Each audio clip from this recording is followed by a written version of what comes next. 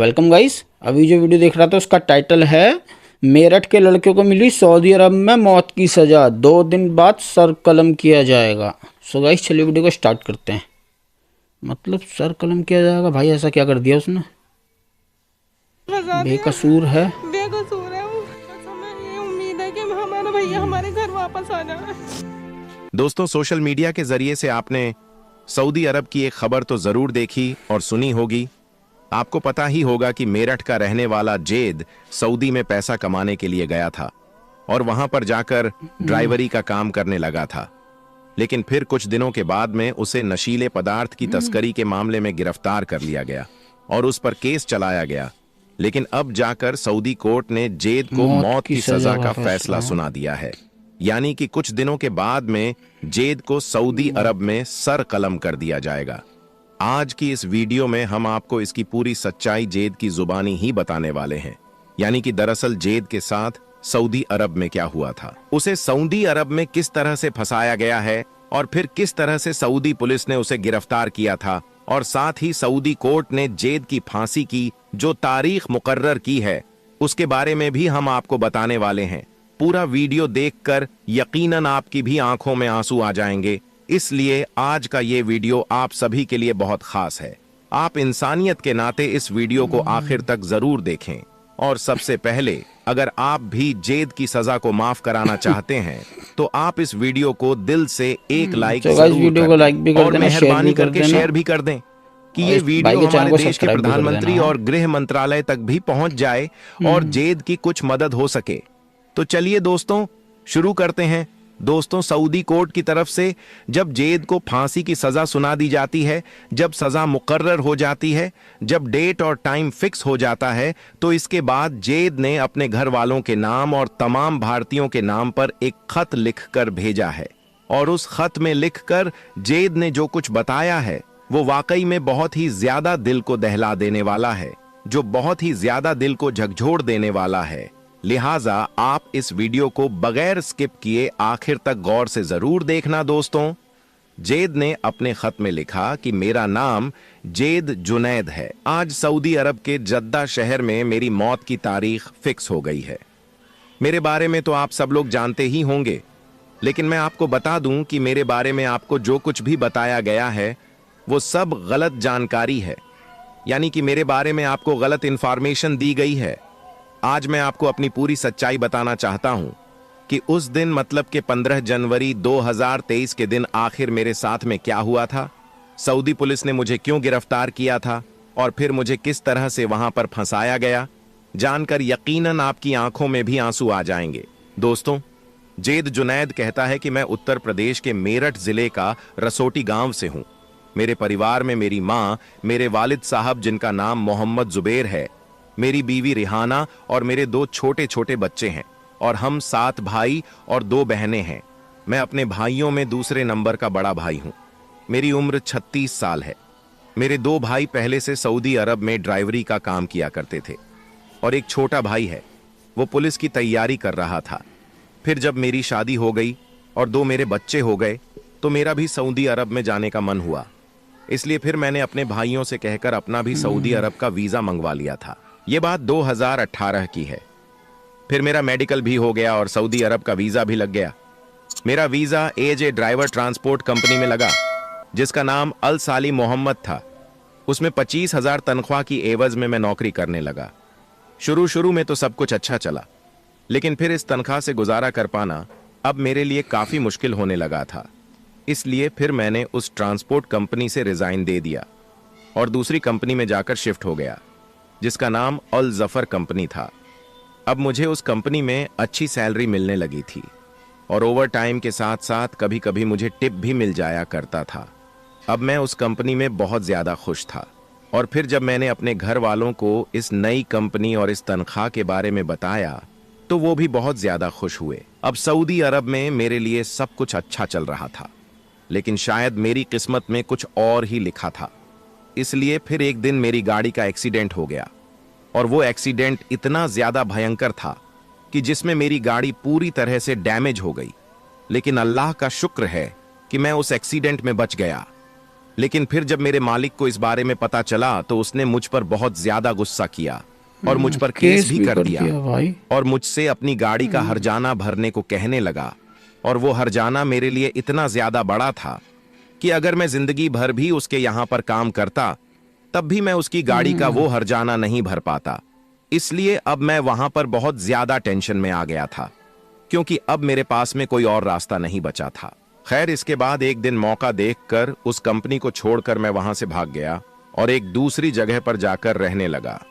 वहां पर रहते रहते मेरा एक दोस्त बन गया था जो पाकिस्तान से था। फिर उसने एक दिन मेरी मुलाकात एक लोकल पुलिस वाले से करवाई, जिसको मैंने अपनी पूरी आपबीती बता दी। मेरी बातें सुनकर वो पुलिस वाला मुझे तसल्ली देते हुए कहने लगा कि तुम फिक्र मत करो, मैं तुम्हारा केस रफा दफा करवा दूंगा। इसके बाद उस पुलिस वाले ने मुझे खाना खिलाया और फिर मुझे कुछ पैसे भी दिए। वो सऊदी पुलिस वाला मेरे लिए एक फरिश्ता बनकर आया था, इसलिए अब मुझे लगने लगा था कि शायद अब सब कुछ ठीक हो जाएगा। खैर, इसके बाद उस सऊदी पुलिस वाले ने ड्राइवरी की नौकरी पर मुझे रख लिया। अब मुझे उसके बारे में कुछ भी मालूम नहीं था, सिवाय इसके कि वो एक पुलिस वाला है। फिर वो मुझे कई बार अपने घर भी लेकर गया और मुझे खाना वगैरह भी खिलाया। और अब मुझे उसके पास में काम करते करते करीब 1 साल हो गया था। वहां पर ज्यादातर मेरा एक ही काम था, वो मुझे कुछ बैग देता था और मुझे उनको डिलीवर करना होता था। अब उन बैग्स में क्या होता था ये मुझे नहीं मालूम होता था, बस मुझे इसके बदले में अच्छे खासे पैसे मिलते थे, इसलिए मैं खुशी खुशी से ये काम उसका करता जा रहा था। और इसके अलावा मेरे लिए ये काम करना जरूरी भी था, क्योंकि मेरे सर पर एक सऊदी अधिकारी का साया था, यानी कि मैं उस सऊदी पुलिस वाले की वजह से बचा हुआ था। हालांकि मुझे कई बार उस पुलिस वाले पर शक भी हुआ था और मैंने सोचा भी था कि मैं इन बैग्स को खोल कर देखूं कि इनमें क्या है, लेकिन फिर मुझे लगा कि ये तो एक पुलिस वाला है और पुलिस वाला खुद यहां पर कुछ गलत नहीं कर सकता है। बस यही सोचकर फिर मेरी कभी भी उन बैग को खोलकर देखने की हिम्मत नहीं हुई। दोस्तों, जेद जुनैद इसके आगे कहता है कि अब आया 15 जनवरी 2023 का दिन। उस दिन उस पुलिस वाले ने मुझे 2 नायलॉन के बैग दिए और एक एड्रेस दिया और मुझसे कहा कि तुझे इन दोनों बैग को फलां जगह पर डिलीवर करना है। इसके बाद में उन बैग्स को लेकर घर से रवाना हो गया। अभी मैं घर से कुछ ही किलोमीटर चला था कि मैंने देखा कि बहुत सारी पुलिस की गाड़ियां मेरे पीछे लगी हुई हैं। फिर कुछ ही देर के बाद उन सारी गाड़ियों ने आकर मुझे घेर लिया। ये देखकर मैंने फौरन गाड़ी को रोक दिया। मैं समझ चुका था कि पहले वाली कंपनी में जो मेरी गाड़ी का एक्सीडेंट हुआ था, उसी केस की वजह से मुझे पकड़ा जा रहा है। फिर मुझे उन पुलिस वालों ने गाड़ी से बाहर निकाला और मेरी जेब की चेकिंग करनी शुरू कर दी। फिर इसके बाद उन्होंने मेरी गाड़ी को भी चेक करना शुरू कर दिया। अब पीछे वाली सीट पर वो बैग रखी हुई थी, उनको खोलकर वो देखने लगे। अब जैसे ही उन्होंने बैग को खोलकर देखा तो उनको कपड़ों के बीच में कुछ पैकेट मिली, जिनमें सफेद कलर का कुछ पाउडर जैसा था। उनको देखकर पुलिस वालों ने मुझसे कहा कि क्या तुम नशीला पदार्थ सप्लाई करते हो? इतना सुनते ही मैं हक्का बक्का रह गया। मेरे पैरों तले से जमीन खिसक गई। मैं थर थर कांपने लगा था। मुझे कुछ भी समझ नहीं आ रहा था कि ये लोग मुझसे क्या कह रहे हैं, लेकिन फिर मुझे सब कुछ समझ में आ गया था कि उस पुलिस वाले ने मेरी इतनी ज्यादा मदद क्यों की थी। वो मेरे लिए कोई फरिश्ता नहीं, बल्कि वो मेरे लिए मौत बनकर आया था। फिर मैंने उन पुलिस वालों को बताया कि इसमें मेरी कोई गलती नहीं है, मैं तो ड्राइवरी का काम करता हूं। मेरे मालिक ने ये सब कुछ गाड़ी में रखा है और मुझे वहां तक पहुंचाने को बोला है। खैर, इसके बाद पुलिस वालों ने मुझे भी गिरफ्तार कर लिया और उस सऊदी पुलिस वाले को भी पकड़ कर ले आई। लेकिन फिर उस सऊदी पुलिस वाले ने यह बयान दे दिया कि ये मेरे यहां पर सिर्फ ड्राइवरी की नौकरी करता है। अब ये बाहर जाकर गाड़ी में क्या क्या सप्लाई करता है ये मुझे नहीं मालूम होता है। अब इतना बोलकर वो पुलिस वाला तो पीछे हट गया। और दूसरी बात, यहां पर सऊदी में ये कानून भी है कि यहां पर अरबी के बयान को ज्यादा सच मानते हैं, इसलिए उन्हें यहां पर सजा नहीं होती है। इसलिए फिर वो सऊदी पुलिस वाला तो जमानत पर छूट गया और मुझे और मेरे उस पाकिस्तानी दोस्त को उसने फंसा दिया। इसके बाद हम दोनों को जद्दा के सेंट्रल जेल में बंद कर दिया गया। फिर मुझे जेल में रहते हुए मालूम चला कि मैं जिस नशीली चीज को लेकर जा रहा था वो एक बैग में करीब 400 ग्राम के आसपास थी और दूसरे बैग में करीब 300 ग्राम के आसपास थी जो बहुत ही ज्यादा खतरनाक नशा था, जिसकी कीमत बहुत ज्यादा थी। मगर हमारे साथ में धोखा हुआ था। बस मेरी वहां पर सिर्फ इतनी सी गलती थी कि वो पुलिस वाला मुझे मेहनत से ज्यादा पैसा दे रहा था। तो मैं समझा क्यों नहीं। मैंने कभी ये क्यों नहीं सोचा कि इतना ज्यादा पैसा वो मुझे क्यों दे रहा है। बस पैसों के लिए मैं उसका हर तरह का काम करता रहा। यही मेरी गलती हो गई दोस्तों। जेद जुनैद कहता है कि फिर हमारा केस चलता रहा। अब करीब कुछ दिन पहले, यानी कि 3 दिसंबर 2024 के दिन हमें मौत की सजा सुना दी गई। मौत की सजा सुनकर मैं कांपने लगा। मैं अपने कदम भी जमीन पर नहीं रख पा रहा था। इसके बाद यहां से मेरे घर वालों के नाम एक लेटर भेजा गया, जिसमें बताया गया कि आपके बेटे को सऊदी अरब में नशीली चीज की तस्करी के मामले में मौत की सजा सुनाई गई है। अब अगर आप चाहे तो जल्द से जल्द नई दिल्ली में मौजूद सऊदी शाही दूतावास में जाकर किंग सलमान बिन अब्दुल अजीज के नाम पर दया याचिका कर सकते हैं। लेटर को पढ़कर मेरे घर वालों की हालत बहुत ज्यादा खराब हो गई। उन सब का रो रो कर बुरा हाल होने लगा। अब मैं ये खत आप सब भारतीयों के नाम लिख रहा हूं और आपको बता रहा हूं कि आप हमेशा याद रखना, आप भले ही कम कमा लेना, लेकिन कभी भी अपने घर को छोड़कर के विदेश में मत जाना।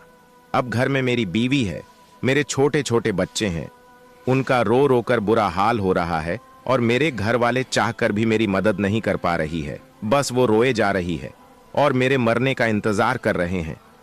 सच में दोस्तों, जेद जुनैद की ये दर्द भरी कहानी सुनकर रोना आ गया। अगर जेद के लिए जल्दी कुछ नहीं किया गया तो उसे सऊदी अरब में मौत की सजा दे दी जाएगी और उसका सर कलम कर दिया जाएगा। इसलिए हिंदुस्तान की हुकूमत से हाथ जोड़कर गुजारिश है कि वो जल्द से जेद की कुछ मदद करें और उसे सऊदी जेल से निकालने की पूरी कोशिश करिए। और साथ ही हम सऊदी अरब में काम करने वाले अपने हिंदुस्तानी भाइयों से भी अपील करते हैं कि सऊदी अरब कानून बड़ा सख्त है, वहां पर कोई अपराध करके बच नहीं सकता है। इसलिए आप सबसे ये गुजारिश है कि आप कभी भी सऊदी अरब में रहते हुए कुछ गलत करने की ना सोचें, क्योंकि आपके घर वाले यहां पर बेसब्री से आपका इंतजार करते रहते हैं। आप उनका जरूर ख्याल रखें। आखिर में हम अल्लाह ताला से यही दुआ करते हैं कि अल्लाह पाक सऊदी अरब में जेद जुनैद की गैब से मदद फरमाए और उसे सही सलामत अपने घर वापस लौटाए। आमीन अल्लाहुम्मा आमीन। एक बार आप भी कमेंट बॉक्स में आमीन जरूर लिख देना। क्या पता किस भाई की दुआ कबूल हो जाए और जेद जुनैद सही सलामत वापस अपने घर को लौट आए। आपका वीडियो देखने के लिए बहुत बहुत शुक्रिया। गाइस, मतलब यार भाई, तू डिलीवरी का काम कर रहा है किसी पुलिस वाले के नीचे, वहाँ बैग के अंदर क्या सामान है चेक भी नहीं करता है। ऐसा कैसे हो जाएगा यार? हैं भाई, मैं क्या चीज़ लेके जा रहा हूँ बैग के अंदर, मेरे को तो पता होना चाहिए ना। मैं ऐसा हो ही नहीं सकता कि भाई इंसान देखेगा नहीं उसके अंदर क्या है। सालों से काम कर रहा है बस यही कि जो भी है बस लेके जाके डिलीवर। उसको पैसे भी एक्स्ट्रा दे रहा है इतने ज़्यादा पुलिस वाला, उसके बाद भी उसका दिमाग, मतलब यार पैसे कम दे ज़्यादा दे कुछ भी हो, लेकिन सामान चेक करके तो डिलीवर करना होता है। हम क्या काम कर रहे हैं, क्या लेके जा रहे हैं उसके अंदर, समझ ही नहीं आया। मतलब क्या वो पुलिस वाला गलत था या ये गलत है, क्या है क्या नहीं। सो गाइस, आपकी क्या राय है इसमें, कमेंट्स में ज़रूर बताना। अगर गलत फंसा है तो अल्लाह करे बस छूट जाए, दुआ करते हैं अल्लाह से यही। भाई सही था आज का वीडियो। उम्मीद आपको वीडियो पसंद आया होगा। हमारे चैनल को सब्सक्राइब कर देना। ओरिजिनल वीडियो का लिंक डिस्क्रिप्शन से ले लेना। अल्लाह हाफिज़।